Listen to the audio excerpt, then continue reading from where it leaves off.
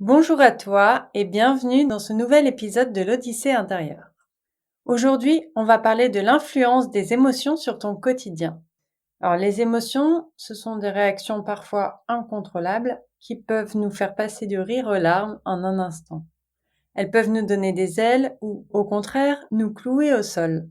Tu t'es déjà demandé pourquoi certaines situations te touchent plus que d'autres? Pourquoi certaines paroles, certains gestes te bouleversent alors que d'autres passent presque inaperçus? Je vais te donner un exemple. Un collègue qui te fait une remarque et là tu te sens hyper affecté alors que d'autres autour de la table semblent à peine remarquer ce qui s'est passé.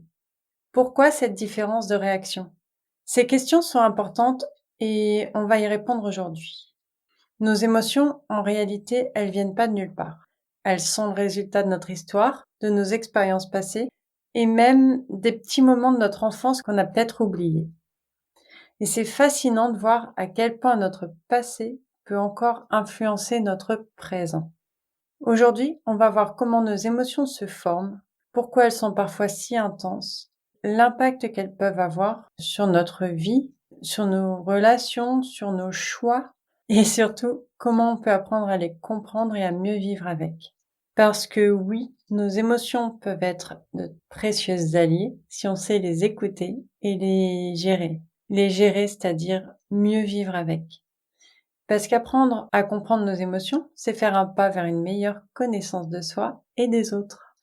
Alors si tu veux entendre la suite, reste ici, je reviens tout de suite.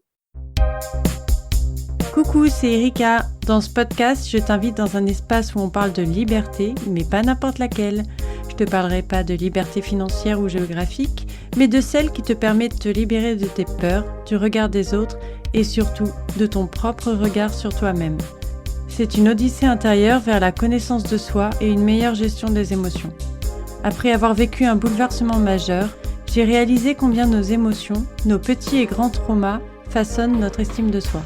Alors je me suis tournée vers le coaching et la thérapie brève pour apporter l'aide nécessaire, efficace et complète qu'on ne trouve pas toujours dans ces cas-là.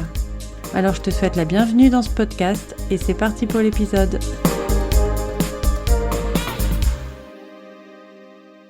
Alors nos réactions émotionnelles, elles surgissent pas de nulle part. Pourquoi est-ce que tu réagis de manière si intense à certaines situations, avec certaines personnes, alors que d'autres te laissent indifférent? Pourquoi une simple remarque peut te blesser alors qu'elle fait ni chaud ni froid à quelqu'un d'autre? Ces réactions émotionnelles, elles viennent souvent de loin.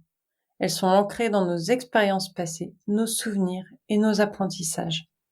Et comprendre ses origines, c'est important. Par exemple, si tu as été critiqué de manière injuste par un prof quand tu étais enfant, il est possible que les critiques aujourd'hui te touchent plus que d'autres personnes. Et cette réaction, elle n'est pas seulement à propos de la critique actuelle, mais c'est aussi une résurgence de la douleur que tu as ressentie dans le passé. Je vais te donner un autre exemple. Imagine qu'à l'école, tu as dû faire une présentation devant ta classe. Tu étais nerveux, nerveuse, tu as bafouillé et certains de tes camarades ont rigolé. Et cet événement, il a été tellement marquant que maintenant que tu es adulte, rien que l'idée de parler en public, ça te met dans un état de méga stress, tellement que tu préférais tout annuler plutôt que de te retrouver face à un public. Et ça, c'est ton histoire émotionnelle qui s'exprime. Cette peur d'une humiliation passée, elle continue de t'accompagner et elle influence tes réactions. Je vais te donner un dernier exemple.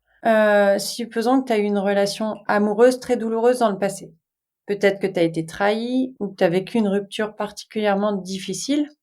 Et maintenant, même quand tu rencontres quelqu'un et que tout va bien, que tout se passe bien, tu te sens en permanence sur tes gardes. Et toi, tout ce que tu crains, c'est que la situation se répète.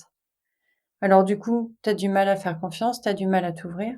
Et là encore, c'est ton histoire personnelle qui s'exprime en influençant tes réactions qui sont présentes par tes réactions passées. Et pourquoi c'est important de comprendre ça? Parce que comprendre d'où viennent ces émotions, ça peut t'aider à comprendre pourquoi certaines circonstances te bouleversent plus que d'autres, pourquoi tu fais tel choix, pourquoi tu ressens telle émotion. Et le comprendre, c'est la première étape pour mieux gérer ces émotions quand elles apparaissent. Nos émotions, elles influencent tous nos choix, que ce soit choisir un plat au resto ou changer de boulot. t'es au resto avec des amis, le serveur te tend le menu et t'hésites entre deux plats. Si t'es de bonne humeur, t'es plus susceptible de choisir quelque chose de nouveau, d'oser l'aventure culinaire. Mais si tu te sens un peu déprimé ou stressé, il y a de grandes chances que tu te tournes vers un plat qui va te réconforter, quelque chose que tu connais bien et qui te rappelle éventuellement des moments agréables. Et ce simple choix de plat qui paraît anodin, il est en réalité influencé par ton état émotionnel.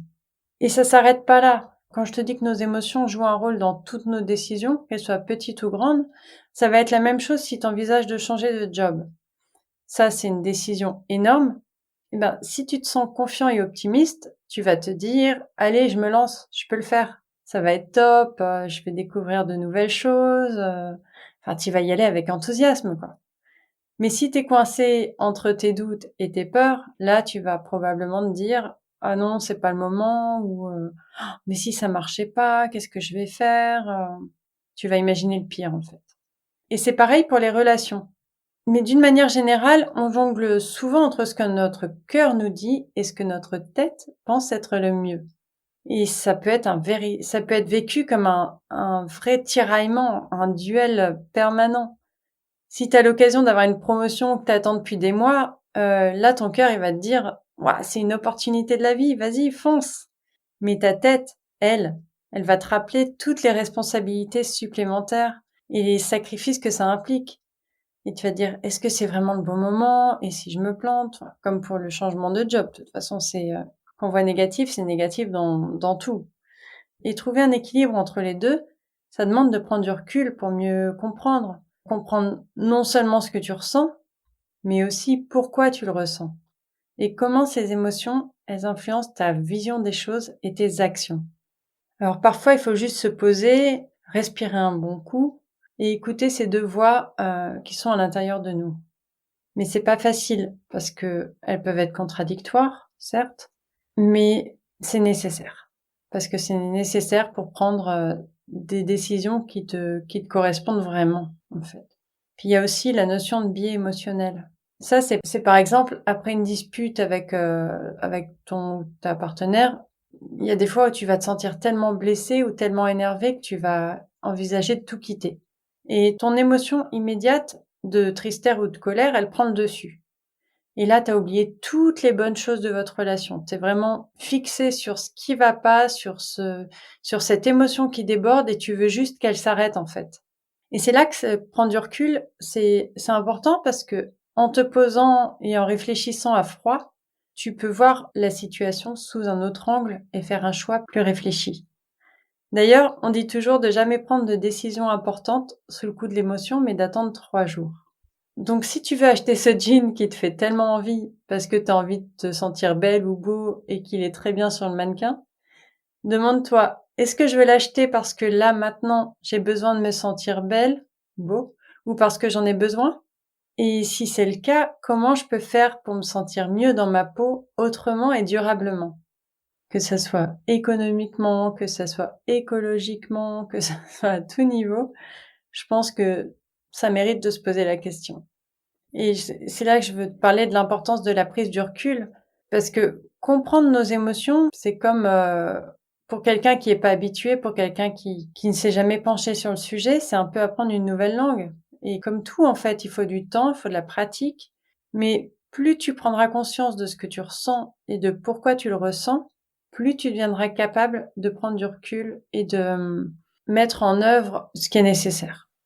Et ce recul, il te permet de voir les choses de manière plus objective, de pas être dépassé par tes émotions au moment de prendre une décision.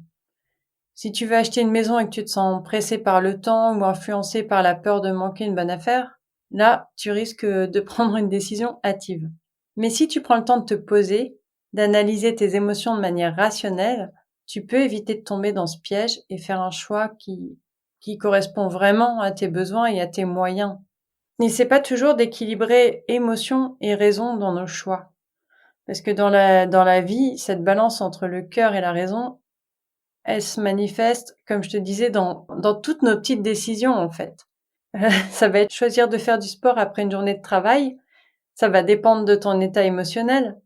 Est-ce que tu es fatigué, que tu as juste envie de te détendre, ou est-ce que tu te sens plein d'énergie, prête à te défouler? Enfin, voilà, même dans les échanges avec les autres, nos émotions influencent nos comportements. Si tu te sens heureux et détendu, tu vas être plus susceptible d'être ouvert et d'être chaleureux avec les autres. Si tu es stressé, si tu es de mauvaise humeur, tu vas forcément montrer plus de distance ou être plus irritable avec les autres, même sans le vouloir. Mais en dehors des choix, en dehors des relations, en dehors de tout ce qu'on a dit, j'en ai déjà parlé pas mal de fois, mais les émotions négatives, entre guillemets toujours, hein, je mets toujours des gros guillemets avec négatives, mais si elles sont pas bien gérées, elles peuvent amener des problèmes de santé, créer des douleurs physiques ou mentales. On a tous des moments de stress et c'est normal. Ça fait partie de notre condition humaine. J'ai envie de dire même les animaux, je pense, ressentent du stress. Mais là où il devient dévastateur, c'est quand il est chronique. Parce qu'il peut causer des troubles du sommeil. Et là, tu vas te tourner, te retourner dans ton lit, incapable de fermer l'œil. Et ce manque de sommeil, à son tour, il va amener une fatigue qui est toujours là, une diminution de la concentration, une baisse de la performance au travail ou à l'école. Bref, c'est un cercle vicieux. Et l'anxiété, ça va plutôt être des palpitations, une sensation d'oppression dans la poitrine, des maux de tête, des troubles digestifs. Enfin bref, la liste est longue et j'en ai déjà parlé. Et sans compter les crises d'angoisse d'ailleurs, qui elles donnent l'impression que tu vas mourir ou que tu as une maladie grave. Et à cause du stress et de l'anxiété, tu te sens constamment sur les nerfs. Tu te sens irritable et tu as du mal à te détendre, même dans les situations qui sont censées être agréables. Parce que les émotions négatives, en fait, je devrais dire les émotions que tu vis négativement, elles peuvent aussi influencer ta perception des situations et faire que tu as des réactions impulsives ou pas adaptées à la situation. Par exemple, si tu as peur, tu peux auto-saboter tes projets. Alors tu me dis non, je m'auto-sabote pas, mais la procrastination, le perfectionnisme, les rendez-vous ratés, tout ça, ça peut faire partie de l'auto-sabotage. Alors tu as peut-être une super idée en tête, quelque chose que tu veux vraiment faire, mais la peur de l'échec ou de la réussite te paralyse. Tu te dis, à quoi ça sert d'essayer? Je vais me planter de toute façon. Et du coup, t'oses même pas te lancer. Et cette peur, elle te prive de tout un tas d'opportunités et surtout de réussite. Et la colère, c'est une autre émotion qui peut avoir des conséquences désastreuses si elle n'est pas gérée correctement. Supposons que tu es en colère contre une personne à cause de quelque chose qu'elle a dit ou qu'elle a fait. Si tu l'exprimes pas, cette colère, sans violence dans l'idéal ou sans cri, elle va s'accumuler, elle va exploser à un moment pas du tout approprié et pas forcément envers la bonne personne. On voit toutes ces personnes qui rongent leurs freins au boulot et qui explosent le soir en rentrant chez eux sur leurs femmes ou leurs enfants ou leur mari. La colère, déjà, elle révèle on y reviendra tout à l'heure, mais comme toute émotion, en fait, tout est question de situation, de contexte. La colère, elle peut être utile dans certains contextes et pas utile dans d'autres. Et dans tous les cas, si elle sort pas, elle te ronge de l'intérieur, elle te rend amer, elle te rend aigri et elle affecte forcément ton bien-être plus général. Et la tristesse, si elle n'est pas bien comprise et gérée, elle peut aussi avoir un impact, notamment celui de t'isoler des autres. Et cet isolement va aggraver ta tristesse, qui va aggraver ton isolement. Et enfin voilà, ça crée un cercle qui est plutôt difficile à briser. Même si tes amis ou ta famille veulent t'aider, tu risques de repousser leur soutien et enfin, ça peut rendre les situations, les relations beaucoup plus compliquées. Et nos émotions qui sont mal gérées, elles peuvent aussi déformer la perception des situations, la perception qu'on en a. Si tu es souvent stressé, tu peux commencer à voir le monde à travers un filtre de négativité. Tu peux prendre une petite remarque pour une critique, un petit retard, ça peut devenir une catastrophe. Enfin, tu vois l'idée de cette perception qui est déformée et qui entraîne des réactions disproportionnées. Alors, pour apprendre à gérer ces émotions, à mieux les vivre, la première étape, c'est de savoir les identifier et les nommer. Alors, ça paraît simple, dit comme ça, mais je remarque avec mes clients que c'est souvent beaucoup plus compliqué qu'on ne le pense. Est-ce que tu saurais mettre un mot sur tes émotions? Est-ce que tu saurais dire pourquoi elles sont là? Est-ce que tu saurais dire comment tu peux mieux vivre avec? Et surtout, cette émotion, est-ce qu'elle en cache pas une autre qui serait moins acceptable? Parfois, on ressent un mélange de sentiments qui peut être assez difficile à démêler.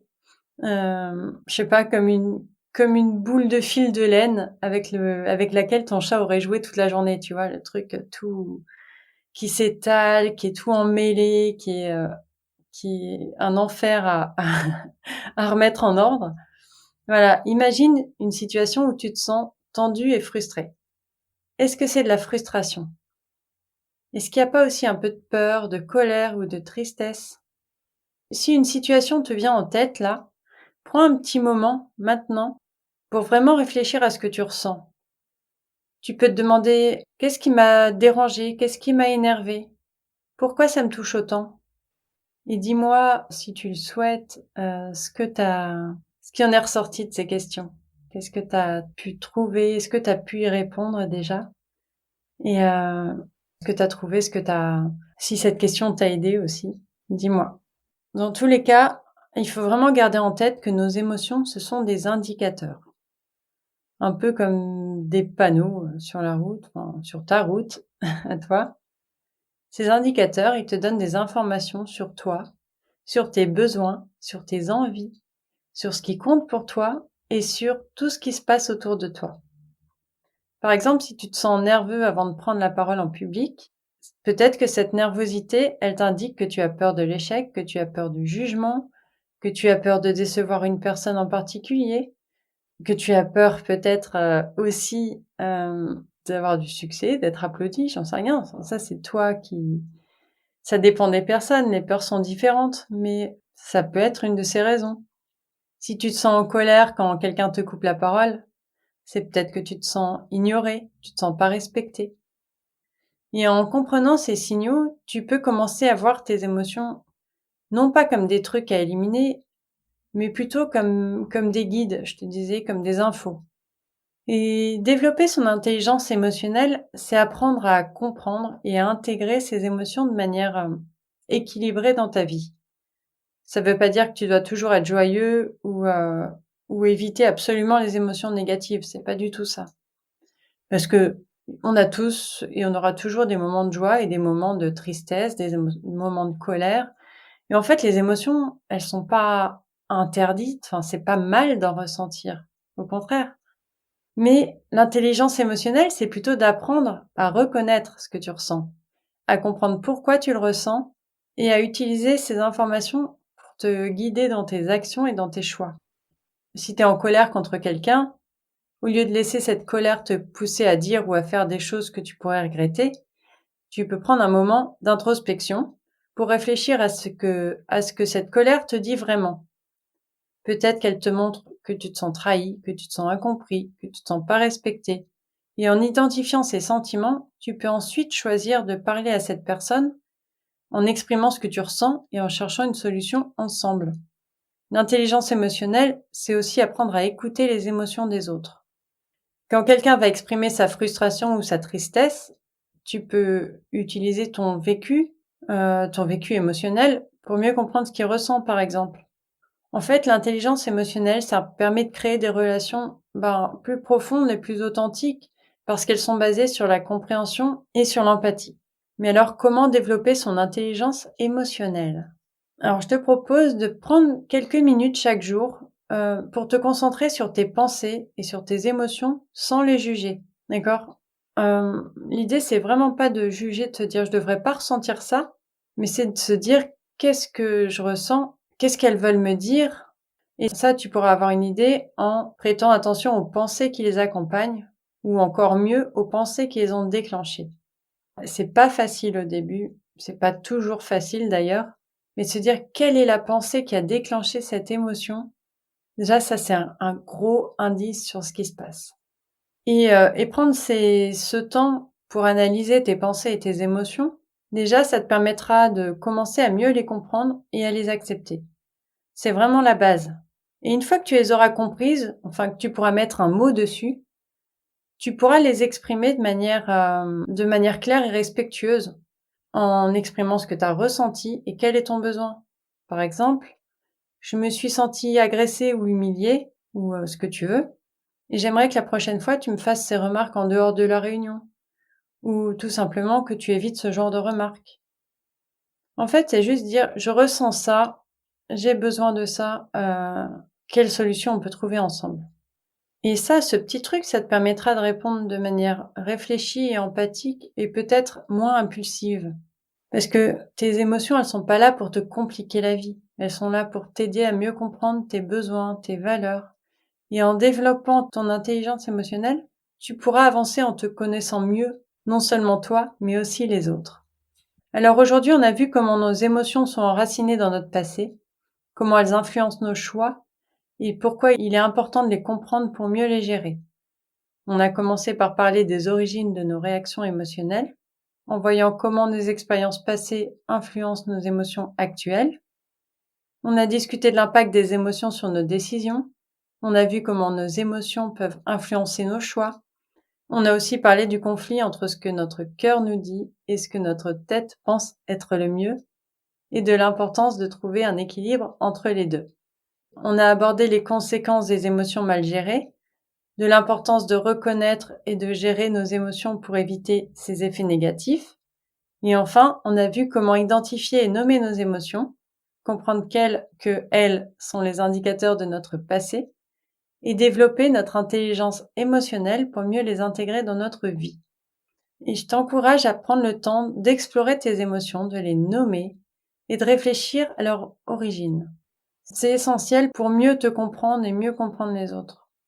Et prendre ce temps pour toi, pour vraiment écouter ce que tu ressens et pourquoi tu le ressens, ça peut être vraiment libérateur. Plus tu comprendras tes émotions, plus tu seras capable d'avancer dans ta vie avec confiance et avec plus de sérénité. Alors oui, ça demande du temps, ça demande de la patience, mais c'est faisable. Et si tu as besoin d'aide, je peux t'accompagner. En 6 séances, je suis à tes côtés pour faire ce travail. Je te soutiens et je t'aide à te libérer des émotions trop lourdes et bloquantes rapidement. Pendant tout ce laps de temps, entre les 6 séances, tu peux me contacter par WhatsApp. Je t'envoie des bilans de séances par email pour que tu puisses garder en tête ce qu'on s'est dit. Et je te laisse pas dans la nature comme ça, t'es pas toute seule ou tout seul. C'est vraiment un accompagnement global. Alors si tu veux en savoir plus, si tu veux que je t'accompagne, tu peux m'écrire à erica avec un K, @inspireandclean avec 2e.com, ou me contacter via Insta sur Inspire and Clean avec 2 E toujours, ou alors réserver un appel pour en discuter et je te mets le lien dans la description. Je te remercie d'avoir écouté ce nouvel épisode. J'espère que tu as trouvé ces réflexions utiles et qu'elles t'aideront. Si tu as des questions, des commentaires, je lirai avec plaisir ton retour. Et tu peux aussi noter le podcast sur Spotify s'il t'a plu. Je te retrouve la semaine prochaine pour un nouvel épisode qui parlera du poids du passé. Je t'embrasse.